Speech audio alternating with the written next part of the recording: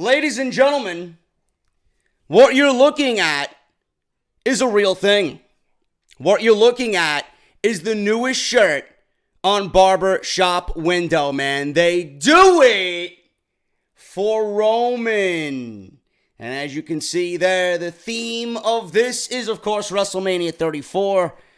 But our favorite beaver, our favorite bucktooth beaver, Kevin Dunn, is featured on the shirt, man. They do it for Roman. If you guys order it exclusively on Barbershop Window, you will get it before WrestleMania 34. Whether you're going to be in New Orleans and partying it up in New Orleans. I wish I was. I'm not going to be there this year.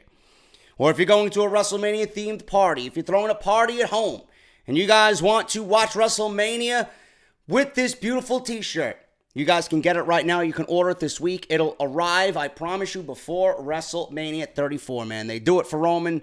Only available on Barber Shop Window, the newest addition to the Off the Script store on Barbershop Window. I have to thank Sal Rex for the design and for this advertisement, man.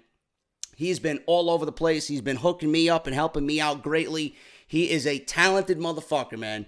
So I want to thank him personally for looking out for the channel and being a huge supporter of what I do here on the channel, man. They do it for Roman, available on barbershopwindow.com, man. Thank you guys so much. We sold about, well, what was that, 10 or 11 today? Let's get that number up, man. I want to see those sales flying in right before WrestleMania 34. NXT tonight, man. Believe it or not, I have a big mouth. You guys know that. It's no secret around here. But I'm finding it very difficult to talk about NXT tonight because not really much happened. Not really much happened on NXT. We've seen a very similar situation with TOMMASO CIAMPA on NXT tonight. Came out and showed Roman Reigns how a real heel is supposed to be, or what real heel heat is supposed to be. If the Roman fucking losers, his fan base, the Twitter scum, listen to TOMMASO CIAMPA and compare it to what you hear with Roman Reigns, you will see there is a vast difference. Roman is not doing his job correctly, or WWE at least won't listen to us, but TOMMASO CIAMPA is doing his job correctly. He is playing a heel. People are giving him heel reaction. That is genuine. See, Roman gets heat, but it's go away, fuck you, Roman. I don't want to see you on the show or in the company, period. You're garbage, and you don't deserve anything that you're being handed. That's what that is. TOMMASO CIAMPA is getting legit heel heat. People want to see Johnny Gargano beat the shit out of TOMMASO CIAMPA. They don't want TOMMASO CIAMPA to go away. They want Johnny Gargano to come back and beat his ass. Now, if you look at Roman, people want to see Brock Lesnar kill Roman Reigns, legitimately. There's a big difference, huge difference. Ciampa came out again. He really didn't say anything. And again, I always say it on NXT, attention to detail. You got to pay attention to the camera shots. They were handing out more than, the usual amount of Johnny Gargano little face logos in the crowd. Everybody had that little white sheet of paper with Johnny Gargano's logo on it. And they panned over the crowd, everybody in the arena tonight, which I'm assuming was the last taping for this Atlanta set of tapings before they go back to Full Sail. Everybody had a white sign. Everybody had a white sign. And WWE did a nice job of showing the entire arena was for Johnny Gargano and against TOMMASO CIAMPA. Attention to detail. He really didn't do much of anything, man. I thought he was going to say something. I thought he was going to get on the microphone and spew hate towards the crowd and enhance the reaction that he's been getting. But, he was in the ring. He stood there. He did the bring the microphone to his lips and put it back down. He got massively booed out of the building. He walked around the ring. He looked at the arena in disgust. People started chanting Johnny Wrestling. We want Johnny. Ciampa sucks. And he walked away. This time, WWE already leaked on their Facebook page before they did a post and delete that Ciampa and Gargano is scheduled for an unsanctioned match at NXT TakeOver New Orleans. We still have 4 weeks to go, so we're good. We're good. So WWE really isn't rushing anything. And the way NXT TakeOver New Orleans is looking, it's being set up probably as the greatest takeover card that they've ever assembled. You know, adding Johnny Gargano and Tommaso Ciampa to that is only going to make it all that much better. So I would do one better if I was NXT, WWE. I would actually save the match. What are we rushing towards? You know, I want this to marinate. Now that Johnny is not there, Let people miss him. People miss him now. I miss him. But, you know, they got so much other talent. They got so much going on. They're going to have so much going on with the debut of EC3 and Ricochet's coming on in and, you know, the new title being introduced. They got so much going on that, you know, Johnny coming in, I think it's not going to be as big as it should be because they got so much other shit going on. I want that when he comes back to stand on its own and stand out as the biggest thing that they got going on right now. If you're going to do it during WrestleMania weekend, there's so much other shit going on. Aleister Black's challenging Andrade Cien Almas for the NXT title. You got the new North American Championship there. You got the finals of the Dusty Classic. Adam Cole's going to be pulling double duty at NXT TakeOver New Orleans. They just got a bunch of shit going on. So, you know, I would actually wait. I'm not going to complain if we see it at TakeOver New Orleans, but I think it would be better if WWE actually lets this go for a little bit. You know, everybody talks about fans not having patience and they want the payoff right away. Let this marinate. I mentioned NXT TakeOver Chicago, Money in the Bank weekend. I think that would be the prime opportunity to let those guys go in the main event, unsanctioned, where all of this originally started. So, Ciampa doing his job, great as always. He looks fantastic. He looks to be getting better. He's, you know, walking on his own 2 feet. He didn't have the crutch tonight. So, I'm very much looking forward to watching this play out over the next 4 weeks if we do indeed get this unsanctioned match at NXT TakeOver New Orleans. I like the idea of Andrade Cien Almas tonight with Aleister Black in the contract signing, but the thing is, you know, I was looking forward to it, and when Andrade didn't show up, I was like, you know what, this is going to work. This is going to work. It's going to play into the fact that, you know, Zelina is there, and she's going to be threatening Aleister Black. Andrade's going to kick your ass. You know, he's going to retire you. He's going to humiliate you. And there's no better person to get across that fucking hatred. And there's nobody that can get across being annoying to Aleister Black more so than Zelina Vega. In a good way, because I think they're fantastic at what they've done so far, both as a duo. But I like the idea of Andrade not being there because it plays up to the fact that, you know, he's better than everybody else. He doesn't need to be there. This is what Zelina Vega is being paid to do. She is the business partner of Andrade. And if Andrade doesn't want to be there because he has more important things to do or he's more important than standing in the ring signing a piece of paper for Aleister Black's match at TakeOver New Orleans, then so be it. I think it plays perfectly into the character that they've developed with Andrade. He retired Johnny Gargano, supposedly. You know, he beat Johnny Wrestling. He's put on all these great matches. He's just come a long way to where he is now. He thinks he's better than everybody else. And that's the perception that I got with Andrade not being there. And I'm okay with that. Because if he was there, we have 4 weeks left to go for the remainder of this build. So they want to build some, you know, interest in Aleister Black being annoyed so much by Zelina Vega that when he finally gets his hands on Andrade, it's going to mean something. It's going to mean that much more. So I'm glad that he wasn't there, and I think Aleister Black and Zelina Vega played off each other very well. And I see a couple people on Twitter saying, you know, Aleister Black's a terrible promo. He's not a terrible promo. I think Aleister Black carries himself very calmly, very well, and it fits into his whole mystique. He's just a laid-back, quiet guy that you don't want to piss off. And when you do, he will kick you in the face. So I really like the idea of Andrade not showing up for the contract signing against Aleister Black. It played into what they are doing with Andrade, and it plays into his character that he is legitimately better and cocky, you know, more so than everybody else on the NXT roster. You can tell. I don't know if you guys thought this same way when you were watching NXT tonight. You can tell Adam Cole is incredibly high on WWE's list of priorities. They knew what they wanted to do with Adam Cole when he came into NXT, but they couldn't execute it because of certain variables that just didn't go his way.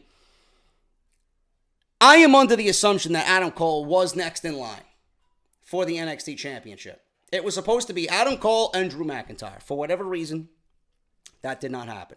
And when Drew McIntyre got hurt, they pulled the plug on that. Andrade's the champion, and now they have to go in a different direction. Now they're going with Aleister Black. But you can tell, just by the way Adam Cole is being booked lately, and if you read the spoilers, which, I could not avoid them, because I had to read them to see what was going on with the North American Championship and how NXT TakeOver New Orleans was going to be set up. I wanted to see what the matches were going to be for TakeOver New Orleans, because I'm always into that type of thing. Normally, when a pay-per-view card is fleshed out like that, I have to know what's going on. So you can tell Adam Cole is high on WWE's list.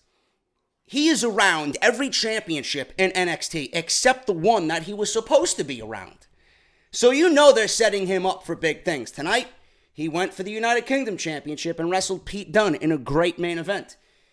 Bobby Fish is out with injury. He's going to be out 6 months. They're putting Adam Cole in with Kyle O'Reilly. And he's going to be one half of the NXT Tag Team Champions by default because of Bobby Fish. So they're using the Freebird rule somewhat with the Undisputed Era. So Adam Cole's around the Tag Team Championship. He is fighting for the North American Championship at NXT TakeOver New Orleans. He is in and around every championship scene in NXT. And if that doesn't tell you that WWE is incredibly high on Adam Cole, I don't know what to tell you. He's around every piece of hardware in NXT except the NXT Championship. And I think when all is said and done, when Aleister Black wins that title, Adam Cole is going to be right there. Mark my words. I think Aleister Black and Adam Cole is the next program after NXT TakeOver New Orleans. Because that's the way it was supposed to be. But Adam Cole has been around every other title except that one. It's going to be his time this year. Watch. Pete Dunne. Speaking of Adam Cole, Pete Dunne, Adam Cole's opponent tonight on NXT. One of the most fun superstars. And I've thought this about him, and I've wanted to see him more. You can tell Pete Dunne is going to be a stud in WWE. He is one of the most fun superstars to watch on the entire roster.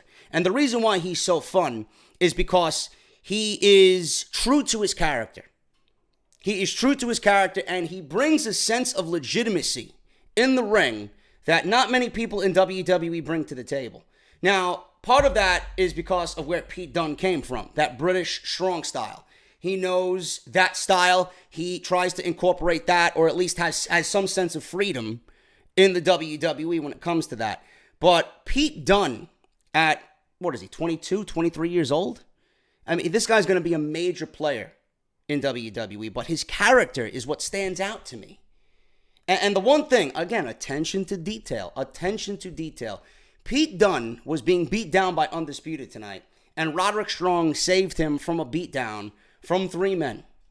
And at the end, Roddy went for a handshake, and Pete Dunne did not shake his hand. All he did was, pat him on the shoulder. Very, very, prick-like. And that was Pete Dunne's way of saying, yeah, thanks. I don't need you, but I needed you. And you were there at the right time. Thank you. I love how NXT does things, and I love the attention to detail, and I love that Pete Dunne is true to his character. If he shook Roderick Strong's hand in that situation, it kind of would have taken away from who Pete Dunne is. That type of moment for a character like Pete Dunne to shake someone's hand, though I want to see it because we're all human and we all need help, Pete Dunne is not going to be this guy who's going to go around as a fucking lone guy who's never going to fucking need help. When Pete Dunne shakes someone's hand, to me that's a big deal because of how true he is to his character. And I'm waiting for that moment, man. That was a nice moment just as a symbol of respect, or yeah, thank you, I'm getting the fuck out of here. Thanks for your help. I'll see you back in the locker room. Nice moment there with Pete Dunne and Roderick Strong, man. Attention to detail. Pete Dunne's going to be a big deal in WWE if you guys have not already figured that one out. Just seeing what you've seen from him already in 2017. Not really much else on NXT, man. The women's situation was pretty decent. I like that they're adding Dakota Kai into this storyline. I like that, Lacey Evans was there. It's storyline continuation. And again, you're going to hear this a lot from me, man. Attention to detail. What did Shayna Baszler do to Dakota Kai several weeks ago? She injured that arm. What did Lacey Evans immediately do when the bell sounded in her match with Dakota Kai? She went right for that same arm that Shayna Baszler injured, man. Even when Shayna Baszler is not in the ring, the mentality of the NXT superstars and the way that they're booked is continuation. Shayna Baszler injured the arm. Lacey Evans is being a bitch as of late. She's targeting the arm of Dakota Kai. Storyline continuation even when they're not in the main story. I love it. It just makes you feel like, oh, wow, they are paying attention. I don't feel like an idiot watching this show. Shayna Baszler comes out and she stalks Dakota Kai after Dakota Kai gets a win. And Ember Moon comes out. They start brawling. And Ember Moon eventually hits the Eclipse on Shayna Baszler. Dakota Kai finally got in a shot. She got some sort of revenge on Shayna Baszler. She got that big Sami Zayn-esque Helluva kick on the apron to Shayna Baszler, knocked her senseless, and then Ember Moon comes off the top rope with the Eclipse. Nice spot there, and you can see where they're going with this. Shayna Baszler, even though she did get a victory over Kairi Sane, they're going to play up the fact that, they are heading towards another rematch with Ember Moon. I honestly see Shayna Baszler getting the Rocket Pack in NXT. I honestly see her getting the NXT Women's Championship, and I see a finals of the Mae Young Classic kind of being reborn in NXT TakeOver Brooklyn #4. So we'll see what happens with that, man. But the women's stuff is pretty entertaining as well in NXT. NXT's doing everything right. They are hitting their stride. They are the best that they ever have looked right now. And with the incoming arrivals of Ricochet and EC3 and everything that's going on with Gargano and Ciampa and Aleister Black finally going to be coronated as the guy in NXT. You got Andrade. The tag team division is heating up. NXT is doing everything right at this very moment, man. And it's an exciting time to be watching NXT. If you're not, please go out of your way to do so. There's only positivity on Wednesdays here, man, where Monday Night Raw and SmackDown Live struggle to keep you interested, and there's always something to complain about. On Wednesdays, there's barely anything to complain about because NXT is the perfectly booked wrestling show. Sanity. Eric Young and Alexander Wolf went against Tino Sabatelli and Riddick Moss. They are continuing the tease to break up Sabatelli and Riddick Moss. Sabatelli, you know he has a fantastic physique, but Riddick Moss looks like a fucking brick house, man. Holy shit. I actually like this duo. I want to see them do more with Riddick Moss and Tino Sabatelli, but, sanity was too much for them. Eric Young, showing you why he's got one of the prettiest elbow drops in the business. He comes off the top rope with a huge elbow drop. Nikki Cross on the outside. She takes care of Riddick Moss. Crossbody off the apron. Belly-to-back suplex, neckbreaker combination on Sabatelli by Alexander Wolf and Eric Young for the win. Sanity with the fairly easy win here on NXT. And I mentioned a tease of a breakup during the match early on. Sabatelli was holding Wolf. Moss with a forearm that inadvertently knocked Sabatelli off the ring apron and into the announcer's desk. So they're still teasing the breakup. But I would not break them up, man, because these two guys, if they go on their own, there's not going to be much to do with them. I would keep them together because together they are more valuable than they are apart. That's just one of those teams there. What the hell happened here? My fucking computer just crapped out, and there you go. I lost my notes for a second. I'm back. TOMMASO CIAMPA comes to the ring. Obviously, I told you guys what happened there. They were chanting, "We want Johnny. Ciampa sucks." They were doing the hey, hey, hey, goodbye as he was walking away. Perfect reaction for Ciampa 2 weeks in a row. I'm waiting to see what this man has to say in regards to Johnny Gargano and where they're going with this and how they are going to bring Johnny Gargano back to set up this rumored unsanctioned match at NXT TakeOver New Orleans. Dakota Kai versus Lacey Evans. This one was quick, man. Kai out with a slightly taped shoulder. Again, playing up the fact that Shayna Baszler injured her just a couple of weeks ago. She tries for the running kick right off the bat. Lacey Evans ducks it. And I can't stand Lacey Evans, man. I think her gimmick is terrible. I just can't get into it. Every time I see her and hear that music, it's cringe. It makes my ears bleed. It was like It was like fucking, who did I hate in NXT, man? I don't know. It just reminds me of something like Eva Marie, man. Every time you hear the fucking theme music, it's just cringe to your ears. And every time you see her move and, you know, the way she's dressed, it does nothing for me at all, you know? Evans ducks the big haluva kick that Dakota Kai went for, wrenches her arm and starts dropping down some knees on that injured shoulder that Shayna Baszler injured.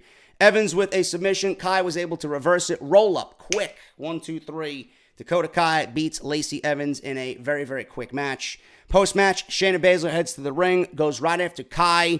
Baszler stares at Kai, who looks quite scared in the ring. I would be too if Shayna Baszler is stalking me. Baszler corners her. Out comes Ember Moon with a mic in the hand, and she says, "Do you really want to do this again, Shayna?" She says Baszler started it, but Moon is going to finish it at TakeOver New Orleans. So there you go. Women's Championship match is pretty much all but confirmed there. NXT TakeOver New Orleans, Baszler versus Moon. They start going at it. Referees tried to break them up, ground and pound. They're rolling around. Eventually, Dakota Kai gets that big kick right to the face of Baszler, and then off the top with an eclipse is Ember Moon, and she takes out Shayna Baszler. And Ember Moon stands victorious right now over Shayna Baszler. Street Profits versus Heavy Machinery, man. This was fun. It was short, but fun. Otis is one of the most entertaining guys. Otis Dojovic is one of the most entertaining guys in NXT, man. I like Heavy Machinery, and I was a big fan of them once I seen that they were putting them together as a quality tag team in NXT. Matching outfits, the new theme music, they look great together. Otis was in the ring, and he takes Montez Ford, Black Cup, and he starts dancing in the ring. And he was teasing the crowd that he was going to drink whatever substance was in the Black Cup. And he does. He downs whatever substance is in the Black Cup, and then he starts dancing. Now, I don't know what was in there, but Montez Ford looks like a vodka on the rocks type of guy. I'm going to assume. Whatever. But the Street Profits, I was hoping were going to be one of the teams pushed in this Dusty Tag Team Classic, along with TM61. TM61 was my favorite. They're no longer there. Street Profits are my other favorite. Now that I read the spoilers, clearly they're not going to be there at the end, but they were my second choice here in this tournament. Montez Ford, man. We talk about the Velveteen Dream coming off the top rope with the Purple Rainmaker. There is no prettier move in all of NXT that I like seeing off the top rope than Montez Ford and his Frog Splash, man. The guy is fucking poetry in motion. Picture perfect. The height that he gets and the distance that he gets is absolutely beautiful. He comes off the top rope with that big frog splash, and that was on Otis. That was on Otis Dojovic, man. They pin him 1, 2, 3. Street Profits beat Heavy Machinery to advance to the semifinals of the Dusty Rhodes Tag Team Classic. Pete Dunne versus Adam Cole with Kyle O'Reilly and Bobby Fish. Main event, WWE UK Championship match on NXT this week. Pete Dunne, I love the fact that Undisputed was on the outside, but they really didn't, I wouldn't say they factored into the match itself all that much. You know, they tried to be a presence early on in this match, and Pete Dunne, being Pete Dunne, he's a fucking, you know, he's the bruiserweight. He's one of those guys that I don't give a fuck, man. 3, 4, 5-on-1, I'll fucking kick all your asses. That's Pete Dunne. I like the fact of, you know, we had Morrow and Nigel playing up the fact that, you know, Pete Dunne is young. And he would rather beat the shit out of Kyle O'Reilly and Bobby Fish for inadvertently getting in this match, you know, instead of concentrating on Adam Cole during a championship match. They played up the fact that Pete Dunne might be, you know, one of those guys that isn't using his head right now. His age might be a factor in that. It's a little amateurish. I like the fact that they played that up. So I appreciate that type, again, attention to detail. It's good storytelling.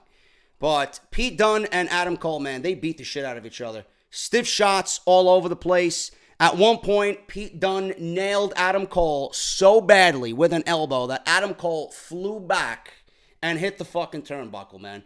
Devastating elbow.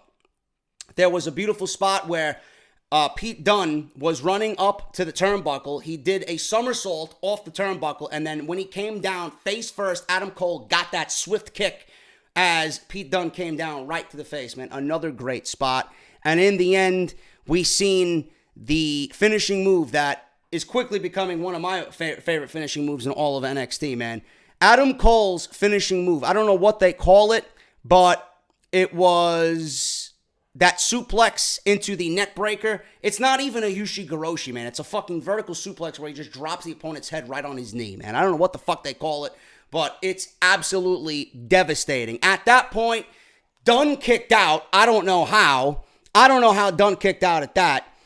Dunne ends up snapping Cole's fingers somehow, and he's going for the bitter end, which is my other favorite finisher in NXT. O'Reilly and Fish come in again. They start beating the shit out of Pete Dunne, causing a DQ. Pete Dunne wins by disqualification. Out of nowhere comes Roderick Strong. He saves the day. He starts, evening out the odds here. Dunne gets back up. They're able to clear the ring of Adam Cole, Fish, and O'Reilly. Strong went for a handshake, and Pete Dunne just kind of gives him a brush on the shoulder. Yeah, thanks for your help, and I'll see you later, So it was a really, really good match, very physical, and I really didn't expect Adam Cole to become the new UK champion. WWE's played up the fact that, especially Nigel McGuinness, that he does not want an American guy winning the NXT UK championship. So Pete Dunne, still your UK champion, man. Adam Cole is one of the best acts in all of NXT, man. He's just so smooth in everything he does. From his walk to the ring with his entrance when he gets on the apron and he waits for the boom in the theme music to do his signature thumbs, And when he gets in the ring, everybody knows Adam Cole, baby, man. It's just so fucking smooth. He just comes off as a fucking condescending, cocky, conceited prick. And I love that in a fucking guy, man. I love it. And you can see why they're incredibly high on him. Great in the ring. He's getting very comfortable being in NXT now, as long as he has. He's getting familiarized and comfortable with everything. A lot of people were kind of writing him off early on. There's nothing special about him. Adam Cole's not really going to be successful in WWE. He's too small. Adam Cole's going to prove everybody wrong. Adam Cole is fucking fantastic at everything he does, man. Good shit by both he and Pete Dunne tonight in the main event of NXT. And then, obviously, you guys know about the contract signing. We talked about that early on already. The contract signing with Andrade Cien Almas not showing up. Zelina Vega's out there. She did sign the contract. We had Aleister Black pretty much making fun of Zelina Vega's small stature, which I don't know why. I like short women, so it is what it is. But Aleister Black came off very well. Zelina Vega makes it official. Andrade versus Aleister Black at TakeOver New Orleans. Nobody went through a table. There was no chaos. You usually see these chaotic table spots during contract signing. This was very tame. All you seen was a slap to the face by Zelina Vega across the face of Aleister Black, and he walks away not really caring about Zelina Vega. So it is what it is, man. NXT's doing good things, and I can't wait to see what they do, man. The fresh set of tapings should be very fun. I think that's next week. I hope it's next week, because I want them to kind of come back to Full Sail with the energy of Full Sail again, being away for 2 months. I want to see the build continue for NXT TakeOver New Orleans, and I just want to see everything come together, man. It's an exciting time for NXT with that new championship being introduced, with EC3 coming in, fucking Ricochet coming in, the finals of the Dusty Tag Team Classic, the story with Johnny Gargano and Tommaso Ciampa. Good stuff coming, man. Keep your eyes on NXT in the next 3 weeks. Going to be some good shit. It's pretty much it, man. I'm getting out of here. My voice is shot. I don't know why. I'm just going to drink some tea and relax for the rest of the night, man. But thank you guys so much for all the support. SmackDown Live review went up this morning. Make sure you guys go and check that out. Monday Night Raw review is live on the channel right now. We're almost at 30,000 views in less than 24 hours. Thank you guys so very much for that. We have a Fastlane pay-per-view review live on the channel right now. And, of course, Off the Script from this past weekend, as always, man. If you guys want any more content for the rest of the night going into this weekend's Off the Script, I got you covered. Go and check it out. All that stuff is there for you on the channel live and in the annotations that you see on the screen. Make sure you guys go to Barbershop Window. Get your They Do It for Roman t-shirt. Get it this week. You will get it before WrestleMania if done this week. Remember, you guys can get the gold foil JD Club t-shirt as well on teespring.com. You guys got 5 days to get this exclusive design, and then it is gone forever, man.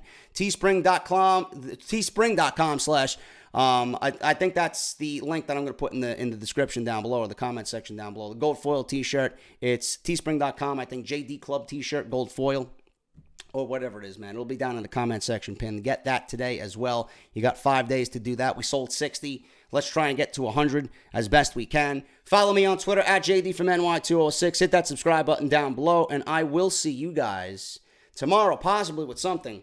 But I'm hearing either Thursday or Friday from sources. Thursday or the latest Friday for John Bravo's documentary on the steroid story with Richard Rodriguez and Roman Reigns and everybody else that he's going to be name dropping in this thing. Thursday or Friday, I'm hearing from reliable sources, man. So we'll see what happens with that. If it comes out tomorrow, I will cover it. We'll do a live reaction to it, and we'll see what happens with that, man. But yeah, as you can expect Friday off the script as well. So we got a ton of stuff for WrestleMania, and we're going to cover the week in WWE as always, man. I'm JD. Thank you guys so much. Hit that thumbs up, and I'll see you guys tomorrow, hopefully with something, if not for Friday, on Off the Script. I'll talk to you later.